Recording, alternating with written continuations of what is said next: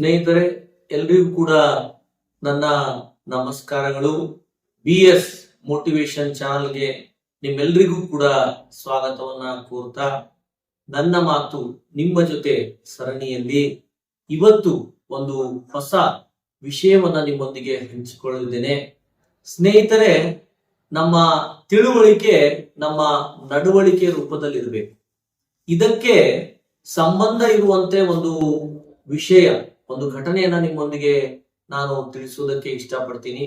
ಸ್ನೇಹಿತರೆ, ಹಿಂದಿನ ಗುರುಕುಲ ಶಿಕ್ಷಣ ಪದ್ಧತಿಯಲ್ಲಿ ಒಂದು ಸಲ ಮಹರ್ಷಿ ಮುನಿಗಳು ಏನ್ ಮಾಡಿದ್ರು ಅಂದ್ರೆ, ಎಲ್ಲಾ ವಿದ್ಯಾರ್ಥಿಗಳು ಶಿಕ್ಷಣವನ್ನ ಮುಗಿದಾದ ಮೇಲೆ ಆ ಶಿಕ್ಷಣ ಮುಗಿದಂತ ಎಲ್ಲ ವಿದ್ಯಾರ್ಥಿಗಳ ಮಧ್ಯೆ ಇರುವಂತ ಇಬ್ಬರು ಅತಿ ಬುದ್ಧಿವಂತ ವಿದ್ಯಾರ್ಥಿಗಳನ್ನ ಆಯ್ಕೆ ಮಾಡಿಕೊಂಡು ಅವರನ್ನ ಪರೀಕ್ಷೆಗೆ ಒಳಪಡಿಸಬೇಕು ಅಂತ ನಿರ್ಧಾರವನ್ನ ಮಾಡಿದ್ರು. ಹೀಗಾಗಿ ಆ ಇಬ್ಬರನ್ನ ಕರೆದು ಒಂದು ಮುಡಿಯಷ್ಟು ಜೋಳವನ್ನ ಇಬ್ಬರ ಕೈಯಲ್ಲಿ ಕೊಟ್ಟು, ನಾನು ಒಂದು ಕಡೆ ಪ್ರವಾಸವನ್ನ ಹೋಗ್ತೀನಿ, 1 ವರ್ಷ ಅಥವಾ 2 ವರ್ಷದ ನಂತರ ಬರ್ತೀನಿ, ಈ ಜೋಳವನ್ನ ನೀವು ಹೇಗೆ ಬಳಸ್ಕೊಳ್ತೀರೋ ಬಳಸ್ಕೊಳ್ಳಿ ಅಂತ ಹೇಳಿಬಿಟ್ಟು ಹೋಗ್ತಾರೆ.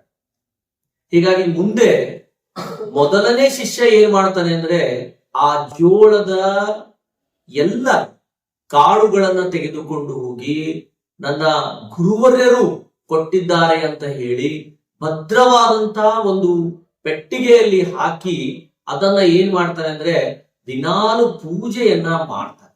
ಅತ್ಯಂತ ಗೌರವ ಭಾವನೆಯಿಂದ ಪೂಜೆಯನ್ನ ಮಾಡೋದಕ್ಕೆ ಆರಂಭಿಸ್ತಾನೆ.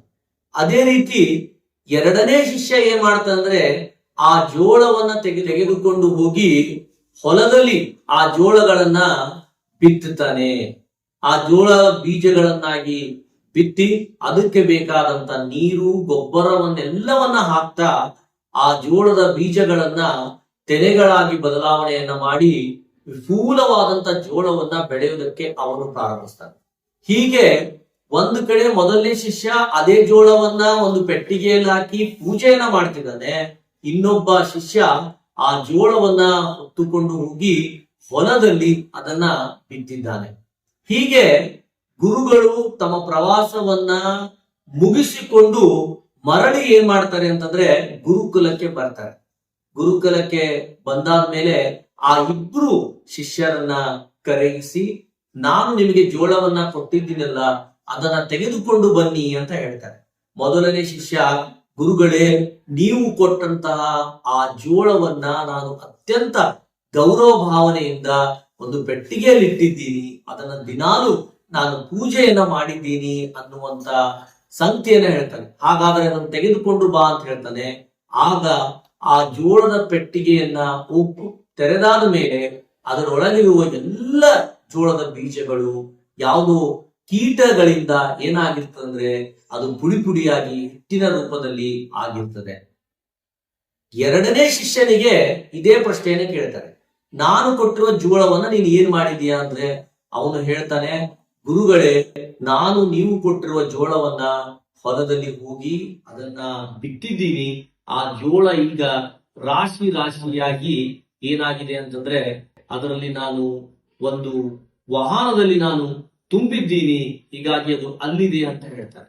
ಸ್ನೇಹಿತರೆ, ಹೀಗೆ ಒಬ್ಬ ಗುರುಗಳು ಕೊಟ್ಟಂತಹ ಜೋಳನೆ ಅವರೇ ಶಿಕ್ಷಣ ಕೊಟ್ಟಂತ ಇಬ್ರು ಬುದ್ಧಿವಂತ ಶಿಷ್ಯರೇ, ಆದರೆ ಅದರ ಪರಿಣಾಮ ಮಾತ್ರ ಹೇಗಾಗಿದೆ ಅನ್ನುವಂಥದ್ದನ್ನ ಈ ಘಟನೆಯಿಂದ ತಿಳ್ಕೊಳ್ಬಹುದು.